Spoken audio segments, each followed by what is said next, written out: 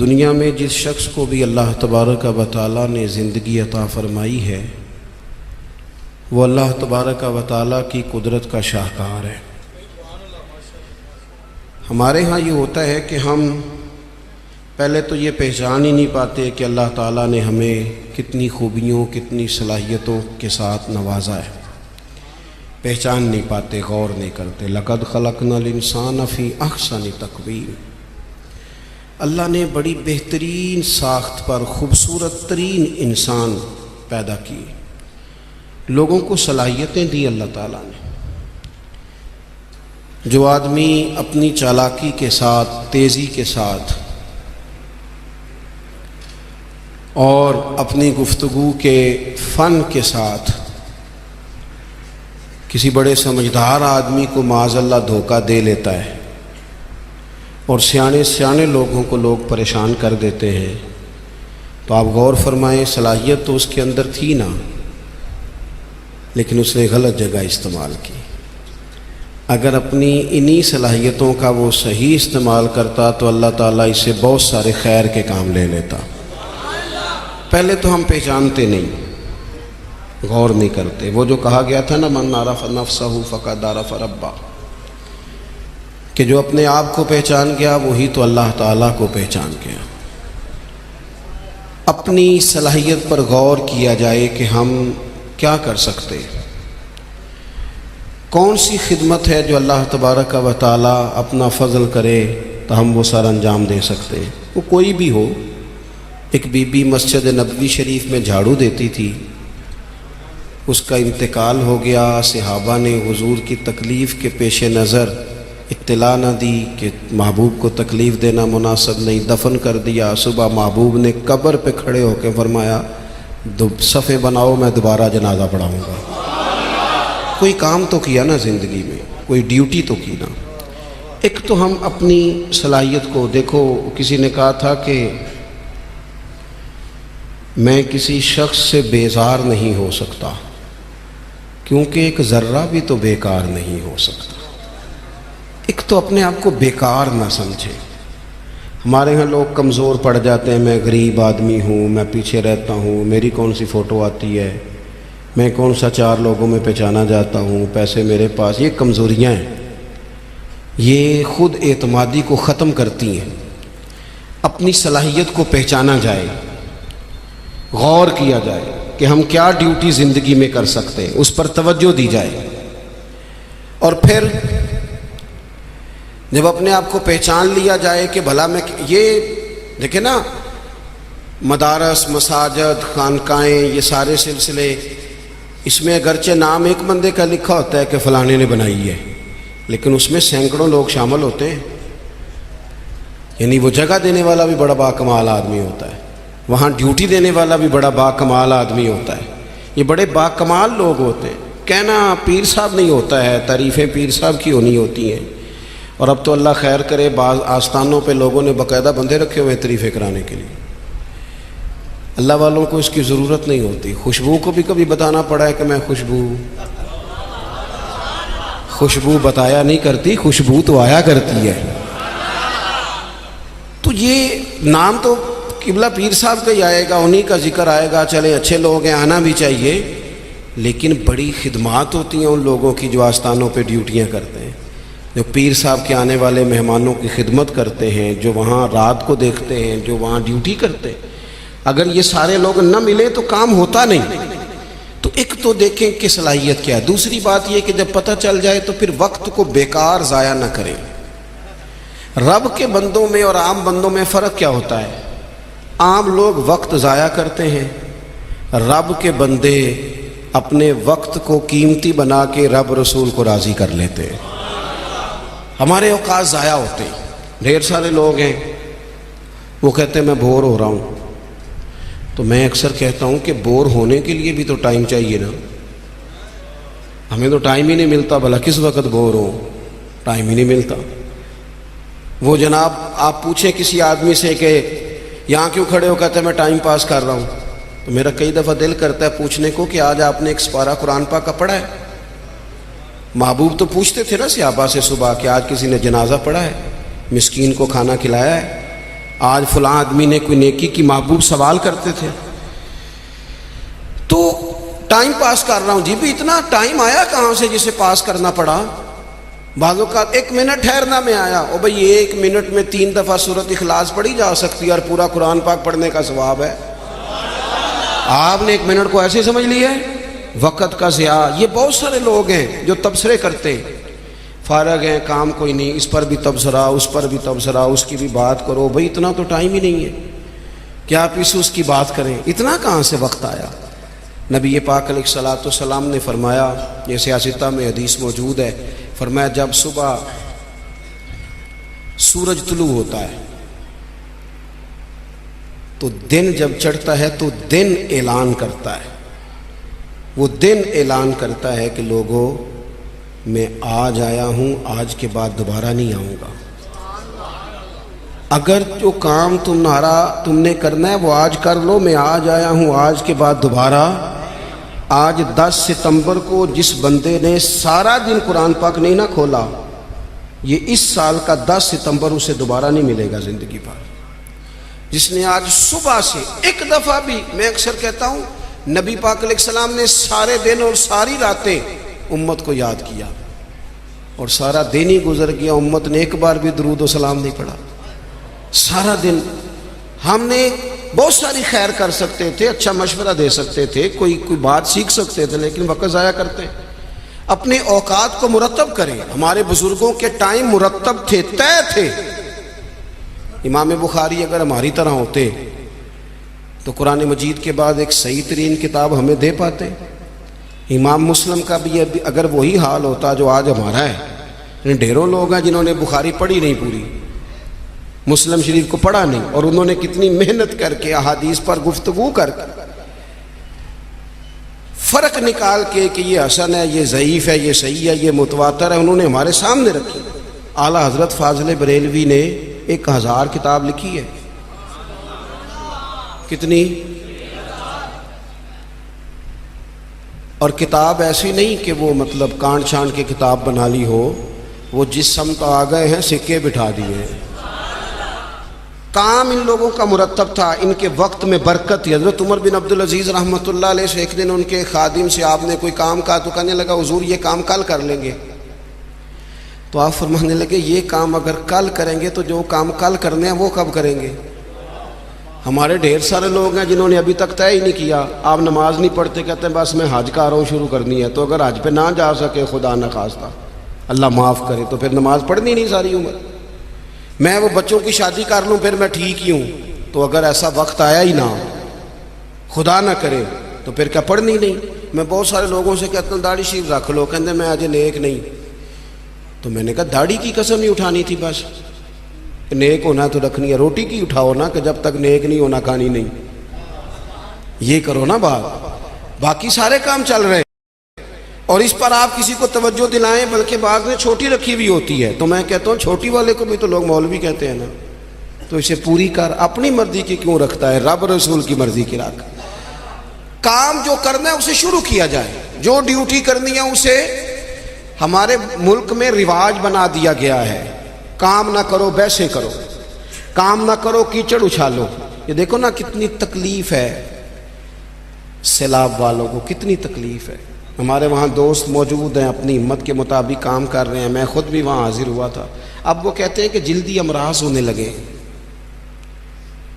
یعنی ایک طرف وہ بندہ ہے جو نخرہ کر رہا ہے کہ یہ روٹی میں نے نہیں کھانی، یہ سالن لے جاؤ، اور دوسری طرف ماں کے کہتی ہے کہ صرف میرے بچے کو زخم ہو گئے ہیں، کیڑے کھڑے ہیں پانی میں، جلدیں پھٹنے لگی ہیں، صرف دوائی چاہیے.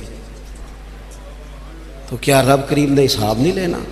چلے مہربانی کرتے، وزیروں نے تو نہیں جانا تھا، پیر ہی ایک دورہ کر آتے، تھوڑی سی توجہ کر لیتے. کیا یہ محبوب پاک کو راضی کرنے کا طریقہ نہیں؟ کیا حضور نے فرمایا نہیں جو میری امت سے محبت کی جس نے اسی نے مجھ سے محبت کی؟ کیا فرمایا نہیں جب میری امتی کو تکلیف ہوتی ہے تو مجھے تکلیف ہوتی ہے؟ یہ کام نہیں خیر کا؟ خدا کے بندے تو ہیں ہزاروں، بنوں میں پھرتے ہیں مارے مارے. میں اس کا بندہ بنوں گا جس کو خدا کے بندوں سے پیار ہوگا. اپنے اوقات کو مرتب کریں. ہمارے ہاں مزاج نہیں کام. یہ دیکھیں نا جلسے ہو رہے ہیں, آ رہا ہے فلانا, جا رہا ہے, یہ ہو رہا ہے, اور سب سیاسی جماعتیں اللہ ماشاء اللہ جتنے خرچے یہ ان کاموں پہ کرتے ہیں نا, اس سے آدھے خرچے اگر کریں. آپ گاڑیاں سجا رہے ہیں, فلان ہو رہا ہے, پجاروں نکلی ہوئی ہیں, فلاں کام ہو رہا ہے, اور دوسری طرف حال یہ ہے کہ لوگ چار پہیاں کھڑی کر کے ان کے اوپر چادریں ڈال کے اپنی بیٹیوں کو چھپائے بیٹھے ہیں. نہ ادھر ادھر کی تو بات کر, یہ بتا کہ قافلہ کیوں لٹا, مجھے رہزنوں سے غرض نہیں, تیری رہبری کا سوال ہے. تھوڑا سا توجہ دینے کی ضرورت ہے کہ ہم ترجیحات ہماری کیا ہیں, ہم اصل میں کرنا کیا چاہ رہے ہیں, ہمارا رستہ اور سفر کیا ہے. وہ ایک علاقے میں نا, بلکہ یہ میرپور جب ایک دفعہ تاریخ بتاتی ہے کہ سارا کسی حادثے سے ٹوٹ گیا تھا, تو ایک آفیسر کہتے ہیں میری یہاں ڈیوٹی تھی, کیونکہ شہر سارا ہی ایک دفعہ الٹ پلٹ ہو گیا تھا, تباہ ہو گیا تھا. تو میں نے دیکھا ایک بوڑھا شخص اور اس کی بیوی 2 بوریاں گدے پہ رکھے ہوئے آ رہے ہیں. میں نے آگے بڑھ کے سلام لی, بابا جی کدھر جا رہے ہو؟ کہنے لگے پوچھنا تھا وہ بیت المال کا دفتر کہاں ہے, کہاں جہاں خزانہ جمع کرایا جا رہا ہے. تو میں نے کہا بابا جی میں ہی ہوں دفتر کا آفیسر, آپ نے کیا جمع کرانا ہے؟ تو کہنے لگے میں نے اور میری بیوی نے کانپتے اور بوڑھے ہاتھوں سے محنت کر کے یہ کچھ سونا چاندی ملبے کے نیچے سے نکالا ہے, بیت المال میں جمع کرانا ہے. تو میں نے کہا بابا سارے لوگ گھر لے جاتے ہیں, آپ بیت المال میں لے آئے.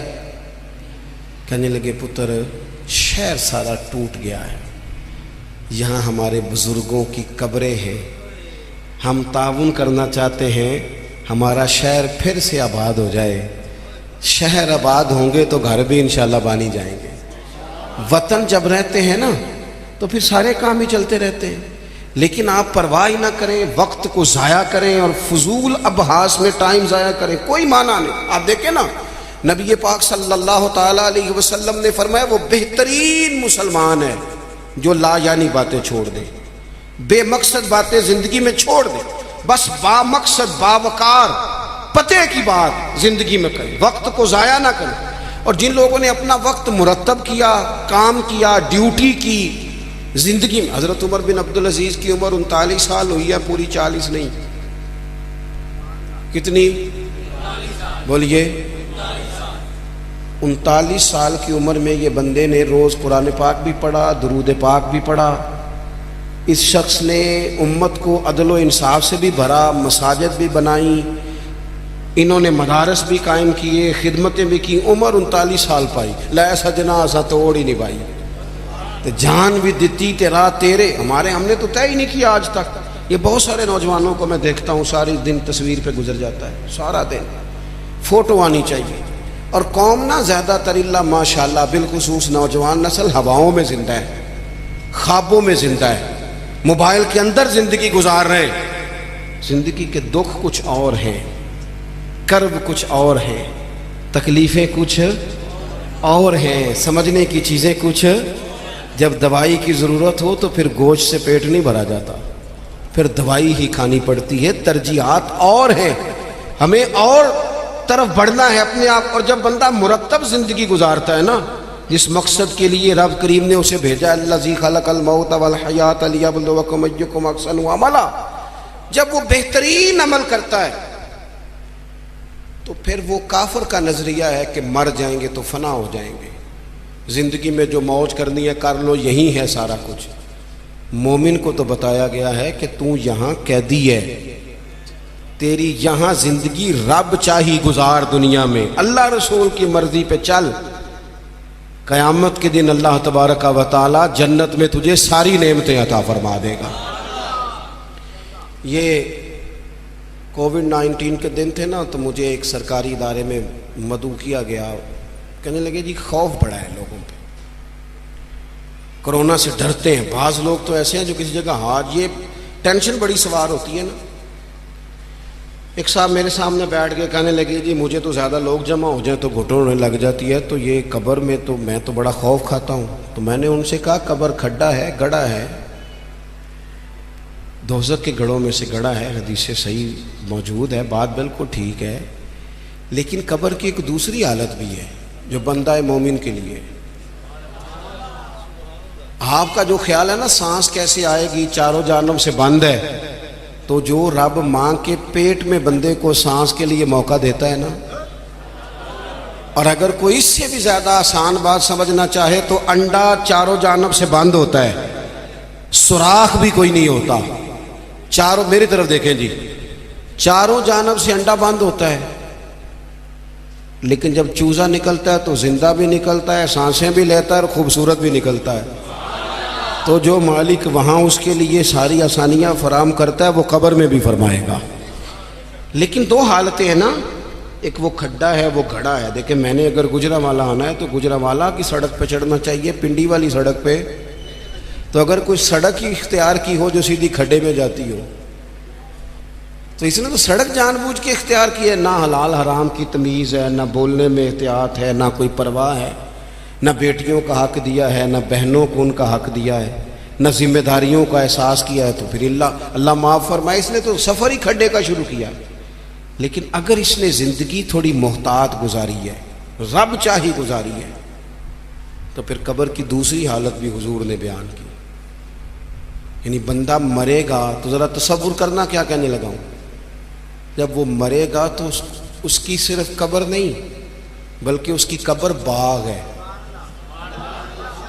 کیاری ہے، قبر باغ ہے، اور معمولی باغ نہیں، جنت کے باغوں میں سے باغ، اور ایسی کیاری جنت کی، ایسا باغ، ایسا گلشن کہ جس میں آنکھ کھلتے ہی پہلی زیارت ہی مدینے والے محبوب کی نصیب ہوگی۔ کیا کہا حضرت نے، کہنے لگے لحد میں عشق رخ شاہ کا داغ لے کے چلے، ہم نے اندھیری رات سنی تھی چراغ لے کے چلے۔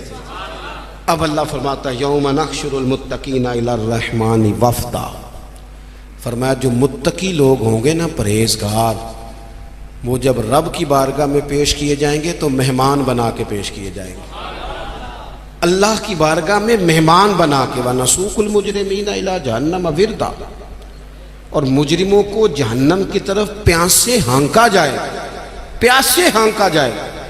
اپنے معاملات زندگی کو ہمیں جلدی سے طے کر لیں، وقت نہ گزر گیا تیزی سے، کالے بالوں کی جگہ سفید آنے لگ گئے، اور تندرست وجود کہیں کہیں سے درد کرنے لگ گیا۔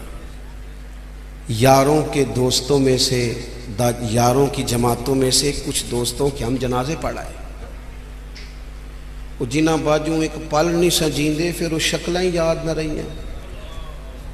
داؤد طائی رحمۃ اللہ علیہ سے ہارون رشید نے کہا تھا کہ کوئی نصیحت کر دیں، تو فرمانے لگے آپ کے والد کہاں ہیں؟ کہا قبرستان میں، دادا قبرستان میں، کہا ایک بیٹا بھی تھا قبرستان میں، بھائی قبرستان میں۔ فرمانے لگے تو نے اتنے جنازے پڑھے، ابھی بھی میں تجھے نصیحت کروں؟ تیرا کیا خیال ہے؟ وہ چلے گئے، تو نے نہیں جانا؟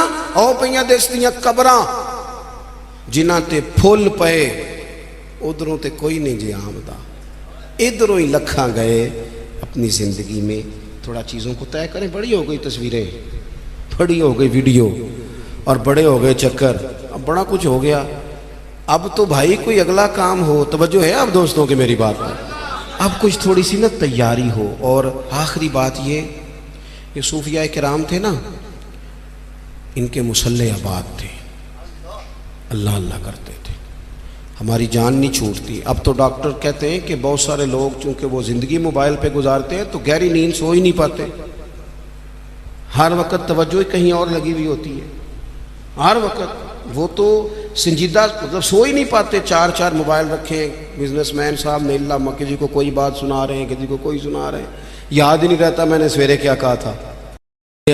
الجھی سی زندگی کب ہوتی ہے؟ جب بندہ مصلے پہ نہیں بیٹھتا، سارا کچھ بند کر کے، جان چھڑا کے، سرے رات بندہ کچھ دیر اللہ اللہ کرے۔ والذین یبیتون لربہم سجدا وقیاما۔ کچھ دکھ بندے کے بڑے ذاتی اور نجی ہوتے ہیں، وہ کسی کو نہیں بتائے جا سکتے، چاہتے ہوئے بھی بندہ نہیں بتا سکتا۔ ہمیں شریعت نے دعا سکھائی ہے، جو کسی سے نہیں کہہ سکتے وہ رب رسول سے کہہ دو، کھول کے کہہ دو، کرم بھی ملے گا، عزت بھی ملے گی۔ تو اپنی زندگی کے معاملات کو ترتیب دیں، بالخصوص مصلی، دعائیں، عبادتیں، اللہ سے جڑے کوئی ڈیوٹی زندگی میں کریں، لیکن خدمت کا مزاج بنائیں۔ یہ جو دوڑ دھوپ ہے نا ہماری بلا وجہ کی، اس سے باہر آئیں۔ اللہ کی بارگاہ میں دعا کرتا ہوں اللہ مرحوم بزرگوں کی بخشش فرمائے اور ہم سب کے حال پہ رحمت کی نظر فرمائے۔ آخر دعویٰ یعنی الحمدللہ رب العالمین۔